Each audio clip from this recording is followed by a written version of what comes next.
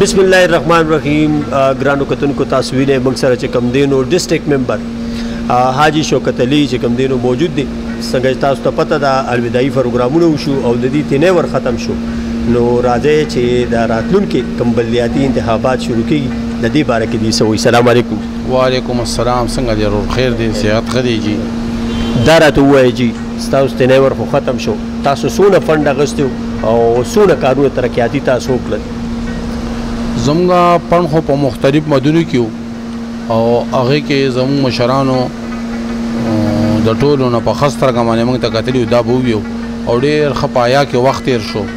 بل زما تعلق د چمتار ایندن کونسل سره دی او دا ټول زموږ وروڼه عزیزان بایګان دي، نو زه د ټولو نه زیاته د خپل چمتار ایندن کونسل د عوامو ډېره زیاته شکریا ادا کوم چې په ما باندې یو اعتماد کړی او ما سره یو مینه کړې وه، زما په سر لاس ایښی، نو زه د هغوی ډېره زیاته شکریا ادا کوم. او پڼ خو د ډسټرکټ تاسو ته پته ده په دې زموږ په ملک کې د پی ټي آی حکومت دی، زه لنډ کې د نېشنل پارټۍ سره تعلق ساتم، نو په هغه وجه خو هغوی موږ ته لکه د هغه میرانه رور سلوک یې موږ سره نه دی کړی. خو زه بهرحال بیا زه په دې د الله نه ډېر زیات شکرګزار یم. که څه لږ ډېر وو نو ښه وه، زما د ملګرو چې کومه حصه وه کوم کار غوښتلو نو هغه موږ په زما ایندن کونسل په 3 ویلیج کونسلو کې په تسخیم دي، ویلیج کونسل 1 2 3.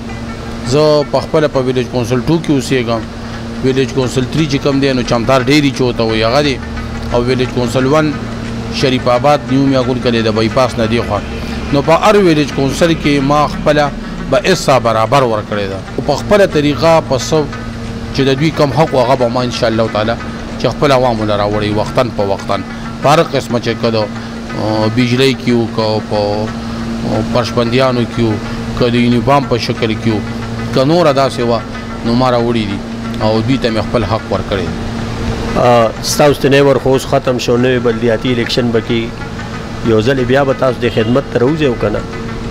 نو زه به د خپلو ملګرو سره د ایل پي د ملګرو سره د مشرانو سره د افضلو سره د کشرانو سره صلاح کوم او زموږ په پارټۍ کې دا بیبندي شته چې یو کارکون هم په خپل سر یو کار نشي کولی، نو دا به انشاءالله تعالی چې د ملګرو په مشوره کوو د 3 واړو ویلیج کونسلو سره به صلاح کوو نو بیا به هغه شان مخکې کوو.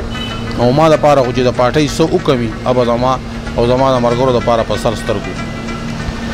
ګرانو کتونکو حقیقت دی چې خدمت یو عبادت دی او تاسو اورېدله د حاجي شوکت علي صاحب خبرې چې ما ته کم حق ملو شو حق ما ورکړی دی په صحیح طریقه باندې ما خرچ کړی، ما لګولی کې د یتیمو خبره پکې دی وکړه، د کمزور خلکو خبره پکې دی وکړه، د سکول ماشومان یې پکې یاد کړل چې یاره هغوی ته مونږ چې کوم یونیفام بیګونه هغه دغه چې کوم فنډس مونږ په هغوی باندې تقسیم کړی دي او دوی یو پیره بیا چې کوم دی نو د خپل خدمت دغه کوي چې که چېرې په ما باندې خپلو مشرانو د خدمت راوویشتو او بیا یې وپیره په ما باندې اعتماد وکړو نو لازماً به زه ته خدمت ته راوځم او بیا به دا خدمت د خلکو کوم. ما یوسف جان له اجازت راکړې د خپل کیمرامین شهاب سره پشتو نیوز مردان.